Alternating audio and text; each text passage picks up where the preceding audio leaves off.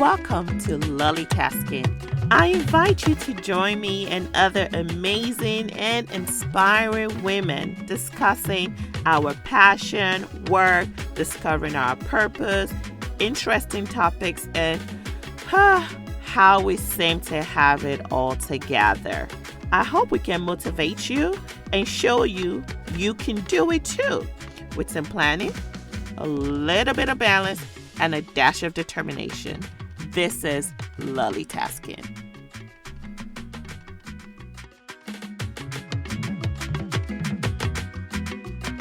Welcome to another inspiring episode of LollieTasking. I am your host, Dr. Lola, a physician mom of three, a work-life balance strategist, and the founder and creator of the Productive Mompreneur High Performance and Growth Course and Club. On today's show, we have with us the fabulous Dr. Dosunmu, who is the CEO of Maven Business School. She's a physician and the owner of Foundation Pediatrics, a thriving 25-year-old pediatric practice in East Orange, New Jersey. She's also a passionate serial entrepreneur and has worked in management as well as consulting for many major multinational companies, which has also then made her resulted in building this beautiful brand known as Maven Business School. She has taken all these experiences that she's learned from healthcare, beauty, consulting, and has brought it to help people all over the world that just want to learn how to be a CEO. Like she said, the chief everything officer, if you listen to some of her videos, while she utilizes these skills, she trains you and gives you the experience to thrive in your business. Besides business, she's also has been married for 30 good years and a mother of three adult children who are aged 30, 27, and 25. So it is my absolute pleasure to welcome Dr. Ronke Dosunmu to the show. Good morning. Thank you so much for having me. It's been something I've been looking forward to. So thank you for having me on your podcast. Oh, that's fantastic. We love lolly taskers. We say people who are into business and just making good and amazing things. We just love connecting and just discussing. And I'm pretty sure our listeners today are going to love the show. So, but before we get started talking to Dr. Dosunmu, I want to talk about procrastination for a little bit. So, one of my favorite quote is by Dr. Rosie O'Neill. She said, procrastination is the arrogant assumption that God will give you tomorrow what you were told to do today. When I heard that, it was a gut wrench. I was like, ouch. Like, and it's so true. We're only promised now. We're not even promised 5 minutes from now, not alone tomorrow. So when we put things off, it's almost like, oh, I'll get to it, assuming that we're going to have the time to get to it. So I just want to give top 10 tips that can help you overcome procrastination. So number 1, you have to be aware and know that you do procrastinate and know the negative effects of procrastination. So are you trying to start a business? If you if you wait 10 more years from now or one more year from now, how much money would you have lost? How much ground would you have lost? Or do you have a big exam coming up? If you wait to the very last minute, that could be the difference between an A and an F, or passing an exam and failing an exam. So it's very important to be aware. The second thing you need to know is the reasons. Why do you procrastinate? And believe it or not, a lot of times it's actually not laziness. People think procrastinator is because you're just lazy. A lot of it may be because of fear of failure, lack of confidence, anxiety, like you're trying to avoid discomfort, you don't enjoy it, you think it's boring, or you're easily distracted, or have high impulsive nature, like people who have ADHD, some of us do. You lack clarity in your plan or execution, or there's a length of time between when you're supposed to get the reward of whatever it is you're supposed to do. And now, for example, I everybody wants to look good, right? But it takes a while for you to look good. It's not like you're gonna exercise immediately, and after you exercise, you look good right there and there. So that's why you procrastinate. You have to then know how you procrastinate. Some people is sleeping, some people is eating, some people is talking on the phone, some people is browsing on the internet, some people is this beautiful device called our phone that we use. And then when you know your why you procrastinate and how you procrastinate, then you have to commit to change. After you commit to change, then you need to take action. There's so many little steps that can change your habits, such as the habit tracking, 2 minute rule, 5 4 3 2 1, habit stacking, Pomodoro technique. So many things that can help you with that. And then once you've learned those little things, then you need to not only put it into practice, you need to continue to work on it. So this is where our Productive Mompreneur course and club comes into action. We give you the ability to be able to learn how to overcome procrastination. And then when you're done, you give you the steps and the community to help you continue to help you keep it sustainable. Okay. So, Dr. Dosunmu, what do you think about procrastination? One, have you experienced it? And what tips have you found has helped you overcome procrastination if you've ever had it? Oh, yes, I have definitely had it. I think we all do to some measure or the other. You know, the interesting thing is the first quote you gave is something that I actually saw for the first time this week, and it jarred me like, wow, that is, a presumption that we definitely should not be making. So the things that help me get rid of procrastination, the very first thing that I do is I write down my to-do list and I prioritize it. So it's not just writing down 20 things, it's writing down 5 things and listing them in order of priority. Then the next thing is first thing in the morning, do the first things first. So don't just do those things that you enjoy doing because they're easy. Do the hard things first. And it makes the rest of your day easier once you can cross that hard thing off of your to do list. There's a sense of satisfaction that comes from that. I totally agree. There's this amazing book called Eat the Frog First. And I recommend people go read that book. It would definitely help you with that. We just discussed procrastination, and this actually is a good segue into talking to Dr. Dosunmu because, as we all know, she's a business coach and she helps people who have had idea and she takes it to CEO. So I want you to listen to her and kind of talk about number one, if you've ever procrastinated about starting a business, I thought this was a perfect person to talk to about it to help us get out of that rut.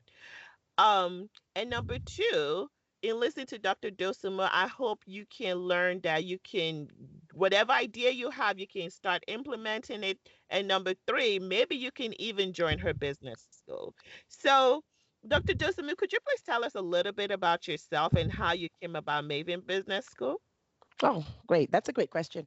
So, I trained as a pediatrician and I have been a physician for over 30 years.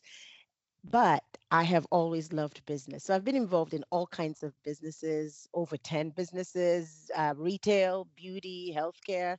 I have a private practice that's 25 years old, and I've run that also. I see business everywhere. Everybody I see, I try to encourage them to go into business because the way I look at business is that it's making a product or a service to solve a need that somebody has somewhere or improving on that existing product or service if it's already out there. So it's definitely something that everyone can do.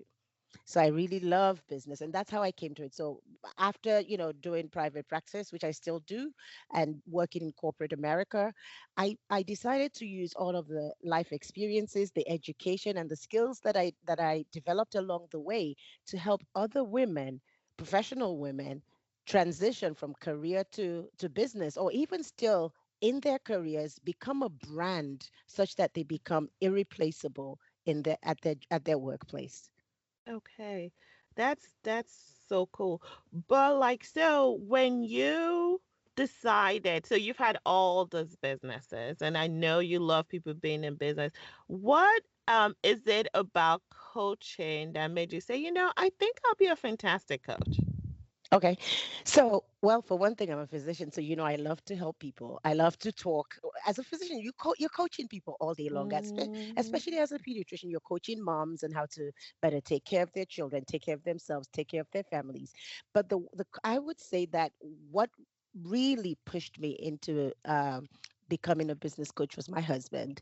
So it was Sunday, and we were having family dinner. I have adult children, so we have a monthly what we call Mama Sunday, where they have to all come home and we sit around the Oh, table and we talk and we have a good I like family that time. idea. I need to write Yeah. that down. So this particular one, the family decided that it was intervention time. So they sat me down and said, "Mom, you need to slow down. You're always doing this and that, and you always every Sunday week, any Sunday we come home, you're always talking about this new business." And it's like, no more. My husband said, no more business. Enough. Don't start any new businesses. So I said, okay, you know what? I won't start any new businesses, but can I just do just one more? And I said, this one more will be business coaching. In that way, I get to live vicariously through all of my people that are starting amazing businesses. And I can leave a legacy of all of these businesses, and that would still fulfill me. So that was why I decided to become a business coach. I totally love that story because what it shows is your passion, right? Hmm. And one of the things I look at, because yes, I've been a business coach and I have business coaches too. The number one thing you need to look at when you try to hire any teacher, coach, or anybody that will pour into you is the passion they have for Hmm. that. Because if they don't have the passion, it just would not work. That's me personally. That's So true. I love that your family. I love that they had to do an intervention on you. So going back to like I'm sure pediatrics was probably not your first business, but I'm very curious to know how you were able to transition. Like most of us we go into medicine and we work for somebody. How are you able to transition into working as a pediatrician and then starting your own practice? And just give us a little journey through that. All right. So after residency, I worked part time for the hospital clinic at a remote location. But I always knew something about myself that I didn't like to be micromanaged and that I was very self directed. So from the very beginning, I noted that the care that was being given to patients in the clinics was not the kind of care that I wanted to receive myself. There were long wait times. There was not a lot of quality care. I mean, it's a clinic, okay? It wasn't personal. So it was Right. always my aim to start my own practice. So after 2 years of working part time for the hospital, I decided to locate my practice right there in that urban area in northern New Jersey where I had trained. And also at that time I had two children. Actually, I had the third one. I had all my three kids before starting practice. So it worked perfectly for me because then I could live life and have hours that fit my needs. Oh, wow. I know you said you started a practice, but then you said something that stood out. You had three kids, and okay, so just based on what you said, the oldest is 30, and you've been doing you've had your practice for over 25 years. So they were all under 5 when you're starting this brand new practice. But like starting a business and children is a lot. How are you able to balance that? So that's a great question, and it is a lot. And I think that is the mistake that we as women, excuse me, make. We think we can do it all by ourselves and do it well, and that is absolutely not true. I learned that actually before I started my practice because when I started residency, I had a 6 month old. And then I had the second child in the second year of residency. And right after residency, I had the third one. And then I was working and then I started a practice. But the first thing that helped is I have an amazing husband. So he's still very hands-on, very hands-on. And I don't think that I could have done it if I didn't have that. The other thing Support, I ladies. had, You guys hear that? Support. Go ahead. I'm absolutely sorry. support. The other thing I had is I had a nanny.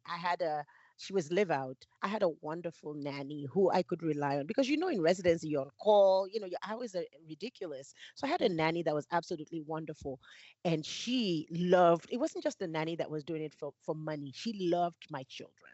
And so that was also help. And then I also had other family support, and I outsourced a whole lot of things. I did what only that the things that required only my skill. That's what I did. Everything else that someone else could do, I gave it up. And that's sort of the way we have to think that we can't do it all without help.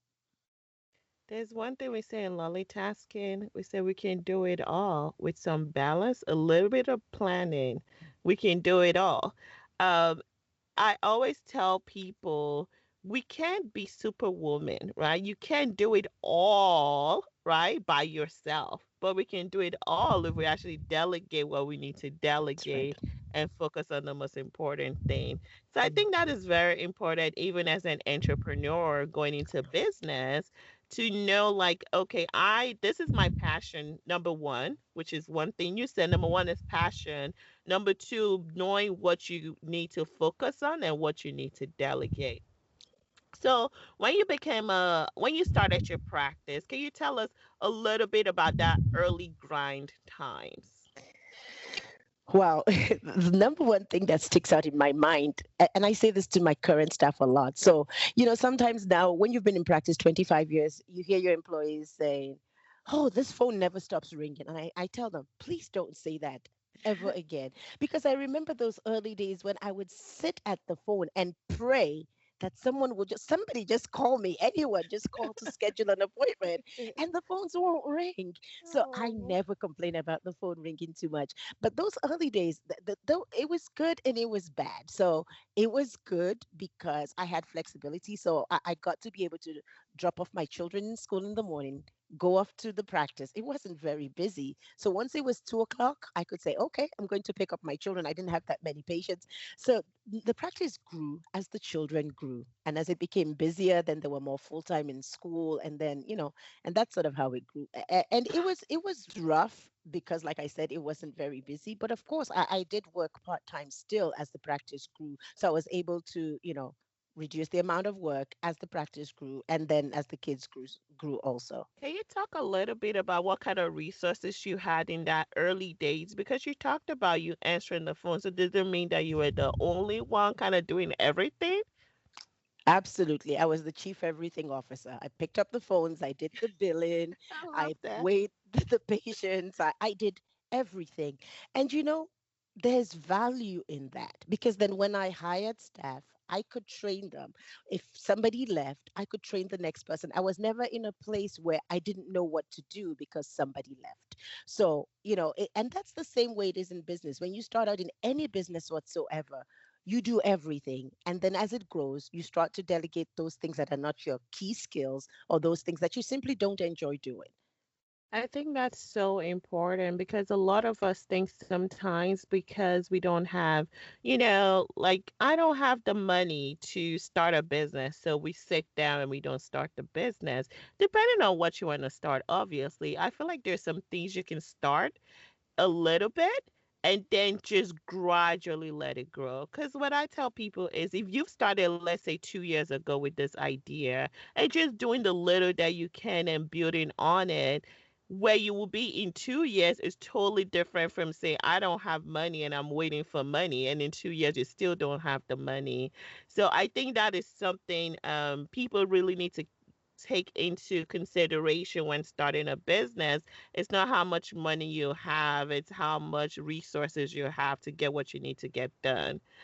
Um, so can you tell us a little bit about like so you do a lot of business coaching and a lot of moms, especially um middle age, like most of my listeners are like mid 30s to 40s and early 50s. So a lot of us have either school age kids, young kids, and starting businesses. What kind of advice would you give a mom who is trying to start basically start entrepreneurship and still employed, right? Because you have to pay for the daycare. You have to, like what kind of advice would you give to those women? So that's actually the advice I give is irrespective of age, and it works well at any age. So the three main obstacles to starting businesses are what I call the three T's. So it's time, talent, and treasure. So it's either that you don't have enough time, you don't know how, which is the talent part, or the treasure, you don't have the money to. And that plagues everyone at every age. So the very first thing I say to do is for time, you need to carve it. Everybody has the same 24 hours, but you need to direct your time. You need to carve out time. So if you're going to be in business, you're going to have to take that time from something else. The important thing is, what do you take the time from? So you have to know what your priorities are. You don't Mhm. take it from the things that are important to you. You take it from the things that are lower on your list of priorities. So that's the first thing. So carved out, planned, specified time. The next thing is talent. So while you have young kids, and if your problem is, I don't know what to do, I don't know how to do it, so that's where coaching comes in. That's the first thing that I recommend is reading books, getting help from people that have gone that path, because it is always better to learn from someone else's experiences than to learn from yours. Learning from your own experience is costly. So that's the talent part. So train up yourself, read books, ask questions, get a coach, talk to people that are doing what it is that you want to do. The next part, which is the treasure, which is, I don't have the resources, like you just said, I don't have the resources to do it. There are many, many ways now that you can start businesses without a whole lot of outlay upfront. So let's take, for example, you want to start a retail business.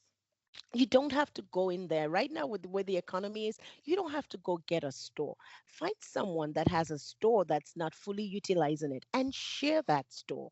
Share an office. That's what I did when I first got into practice. I shared an office with an internist. I couldn't afford to go, get an office of my own. So share.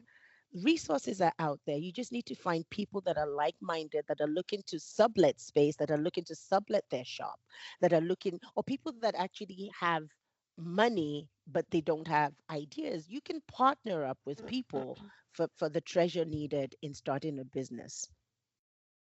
That's so true because I like that whole the three T's: time, talent, and treasure. And I think I'll probably want to add one more thing to it is believing in yourself, Mm. right? It all starts with your mindset. It all starts with the belief that I can actually do this. And I always say, if you believe you can do it, you will achieve it. So I really love that. But what about the moms that are like, yes, I get it, but I don't have the time already. I'm a pediatrician, right? I'm a pediatric cardiologist. I work 80 hours a week. I only have 2 hours a day. But I really want to do this. Should I just quit my job so I could focus on it? Like how do you help people navigate this? Because I hear that a lot, right? Like I'm so exhausted with this job. My passion is this business I have right now. Like how do you help people like that? I think it comes down to, what do you really want and how much are you willing to give up for it? So the one thing I used to tell my kids when they were younger is, pay now or pay later, but you will definitely have to pay. So the question is, are you willing to sacrifice an extra hour a day now so that you can gain 6 hours a day later? Or do you just want to keep living life as it is? If you make no change, nothing will happen. That's for sure. Mhm. So, like you said, it's really the mindset. The thing that I also find that helps the mindset is being in community of people that are also doing the same thing, because we all have Sabrina the saboteur in our brain. We say, hey, Sabrina says you can't do it, you shouldn't do it, you're wasting Mhm. time, you're wasting energy. When you're in a community of business people, and that was why actually, apart from one-on-one coaching, I did the Maven Business School. I find that people get encouraged when they see other people in similar situations doing it despite all of the same obstacles that they are facing. I love one-on-one coaching, but I also love being in a group. And that was another reason. So I have my Productive Mompreneur course that people like buy. But what I realized that when you're in a group of people, there's something about you that it literally just lightens up. There's something in you where you're like, maybe something you thought you could never do, and then you see someone else doing it, it motivates you. Or when you see other people are doing it better than you, right? Or maybe you thought people cannot do this because they don't. Or, okay, for example, I had a lady who's like, I can't do this because I have two kids. They're, 5 and 8, and My husband works and I work 40 hours a week. And then she got in a group, and I was like, I could beat you with that. I know someone who works two jobs, 80 hours a week, has four kids under four, and she just started her business, you Yeah. know? Hmm. And she was like, Absolutely. I need to talk to that person. And from there, this particular person is thriving right now. And I've never heard of Sabrina the Saboteur. That's really good. I Mm. always say the the biggest evil or devil we have is the devil inside of us that tell us we can't do it. It's true. Once we stop believing in ourselves, then it's so much easier for other people to tell us we can't do it and for us to believe the lie that we can't do it. Mm. So that's so I love Sabrina. I've never heard that before. Okay. So what about what would you say is the best time to start a business? That's another question everybody always asks me. Is this a good time to start a business? When's the best time to start a business? The best time is now. The best time is now. Now, now, now. I get this a lot, especially from people that are currently employed, and they say, I can't leave my job to start a business. And the first thing I tell them that if indeed you do want to start a business, start from where you are. Start today from where you are. Even if you're an employed person, you can have the entrepreneurial mindset at your job. Become indispensable, become a brand. If you're a pediatric cardiologist, become the very best pediatric cardiologist that they will pay you extra not to leave because you bring so much value. So add value to yourself. Get speaking skills. Get whatever kind of skills will add value to you at your current situation. If you're the best employee that you can be, when you step out and become your own boss, you will be the best business owner there is out there because you're equipped. That's awesome. And not only starting now, but not only starting now, the right thing to do, I always say, like taking that first step, Mm. right? Yes. When we talk about business, people always look at the end of the staircase. I want to be the CEO of, you Mm. know, I don't know, Coca-Cola, like something really huge and magnanimous. Right. But starting where you are and actually taking that first step, because once you take that first step, then you build the momentum to keep going. That's So right. one thing lolly taskers love to talk about is habits and productivity and just ways to get things a little bit better. What would you think are some of the best habits you recommend for people to be a successful entrepreneur? So one of the habits that I like is start early. So I believe strongly that the way your day goes depends on the way your morning starts. So I recommend that you wake up a little bit earlier than your household actually, so that you can have some time to yourself, especially when you have moms with little children. The only time that you're going to really have to yourself is either before they wake up or after they go to bed. So you're going to have to plan to have that time, where that time is time for you to reflect, if you're spiritual, or to pray, to meditate, time to exercise so that you can be physically fit, because your physical fitness affects your brain power. Your brain Mhm. is more focused when it's fit. So time for reflection, time for exercise, and time to plan what you're going to do, what you're going to achieve. So I think the morning routine is really important. And listen, and time also to learn a little, take a little bit of time to listen to a podcast, read a book, learn something new every day. And the other thing I like to tell people is, don't be one note. Don't be one note. So do something a little bit outside of your comfort zone. Don't keep doing the same thing. So routines are good, but I think that on a weekly or monthly basis, add something new, or jazz up your routine a little bit. So if you always listen to this podcast, listen to a different one. If you Right. always run a certain way, or a certain track or trail, run a different trail, see different things.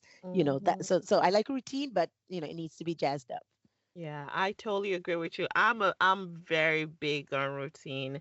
When I tell people I wake up at 4 a.m. every morning, they're like, "What?" I'm like, "Listen, this wonderful podcast you're hearing happens because I wake up at 4 a.m. every morning." Yeah. And in the beginning, it was hard, but now doing it for going on 3 years now, like even on the weekend, it's my Mhm. go-to Because when you have that morning, especially before the kids wake up, as Dr. Dosunmu says, you have that time not only to have self-care for yourself, then you can plan your business and you can start making those little steps. And I've also found that when you say you're going to wake up early, it actually makes you go to bed earlier, right? Right, And right. when you go to bed early, you actually end up having adequate sleep. Because if I actually think back to the times I used to wake up at 6:30 or 7 o'clock, I used to go to bed at 11, sometimes midnight, and we all know when you don't get enough sleep, you're not helping yourself. It's not helping your self-care. And also it's not helping you have the best creativity for your business. So I do totally agree. Like morning routine, hands down, number one habit any entrepreneur needs to have. Is there any other habits you think maybe people need to have besides the morning routine? So the next habit that I think that people need to have is the habit of the to-do list. It's really planning. So you really need to have a list of those things that you need to accomplish in order of priority. So not everything that's on a list needs to be done, but there should be the first three things that will not be carryovers. It's like I'm going to do this is for today, not for some time, and put a Right. date on it. So if you write things down to do, put a date and a time. This will be done at this on this day by this time. Otherwise, it just never gets done. It never gets done. See, you're speaking my language again. So in the Productive Mompreneur group, in our club, actually, we think planning is so important that we actually have planning parties. Mm, So once a month, the last Saturday of every month, we pick a song. Last September planning party was Afrobeats. We have the music blazing. We go through we write everything that what we want to accomplish in our family, our business, our work. And I don't know what the other person is doing, but just the camaraderie of us doing it together, it mm, sets up the month so much better for you. And I yes. always recommend that always, even if you're not in our group, try to have a planning party with your friends or a group Mm, of friends. Because once you have the big picture planning, then it kind of helps you with your weekly planning. Then you go to your daily planning and it becomes part of your routine. So she's totally speaking my language today, guys. mm. Okay. So um, so my last question. So can you tell me, you talked about how you still have your practice and you still have this wonderful business that I absolutely love. How are you still able to balance having a successful, thriving practice with your business? So, that's the wonderful thing about business. I look at being in business like having a child. And I guess I'm a pediatrician, so a lot of my examples are going to be children related. So when a child is really young, they need a lot of hand holding, a lot of, help with everything. But if that child is properly raised, they should be able to grow wings and fly from the nest. They come back and visit, Right. but they should. So it's the same thing with the practice. If you have a business, a practice, or any other business that you've structured properly, put the right systems and processes into place, you should be able to transition to such a place where it doesn't need you 24/7 to function. And that's what I've been able to do at my practice. So the beautiful thing about business is you can live life on your own terms. I choose to practice the certain number of days a week that I go into the office. I have other people that work. And then I can still go out there and do other things. Like I told you, I hate to be one note. We're, we have so many passions and desires and skills. I don't think it's fair for me to just focus on one thing and not be fully able to express all of those other things that I love and I desire. And so this is what business has enabled me to do, to do that, but also to be able to do other things and also to be able to help other people. Because for me, at the end of the day, it's about what legacy am I living? Am I leaving when I'm done? And I feel like there's a lot that I have to do before I'm ready to exit. So I'm just trying to maximize my time and do everything that I need to do before I go. That's awesome. And like you said, you got to do it now. Don't let anything hold you. And I think you being able to get your practice to an adult stage, if I may, right? Hmm. Hmm. An adult stage even shows you being an amazing business person. Mhm. And if you're going to get a coach, you want someone that's actually been there and done that and have thrived in it. So, this has been a fantastic conversation. We always Yes. have our roundup questions. And so let's get to it. I always ask my guests this: what is one thing that helps you balance your work and home life? Delegation, not just delegation. It's key. Finding the right people. It's tough to find the right people that you trust to delegate to, but taking that time to vet people, find people, and delegate those things that can be done as well by other people. Awesome. And what's your favorite quote? So my favorite quote comes from Shannon Adler. It says, "Carve your name on hearts, not on tombstones. A legacy is etched into the mind of others and the stories that they share about you." Like I said, I'm all about legacy. So I really like that quote. That is awesome. And I know through Maven, you're carving your name on many hearts and businesses out there. This has been a fantastic interview, Dr. Dosunmu. Is there anything else you wanted to say to our viewers before we round up? Just that I really, like the idea of your group, the party, the planning parties. These are all, these are things that I'm going to incorporate into my business coaching as well. And I just hope that in a few years we see a whole lot of women that are living life on their own terms because they've struck out into entrepreneurship and they're thriving and their family is thriving as well. Totally agree. So, if people are listening to this and say, "Oh my gosh, I love Dr. Dosunmu. I am so ready to start my business right now, but I need a coach." How can people get in touch with you? So they can get in touch with us through the website. It's mavenceo.com. That's mavenceo.com, or by email info@mavenceo.com. We're also on Facebook and on Instagram, so you can follow us, and we will be great. We'll be great. We'll look forward to speaking with you. Awesome. This has been great. So, thank you guys for joining us for another inspiring episode of LollieTasking. We will definitely have Dr. Dosunmu's information in the show notes below.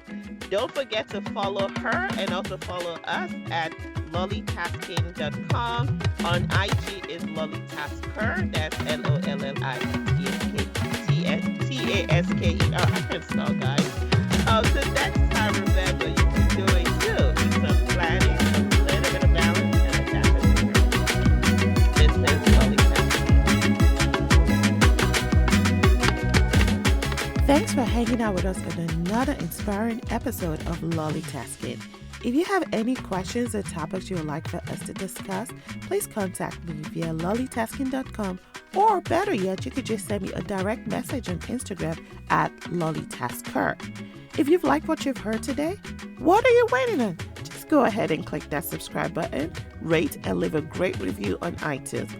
And of course, do share with your friends. Till next time, this is LollieTasking.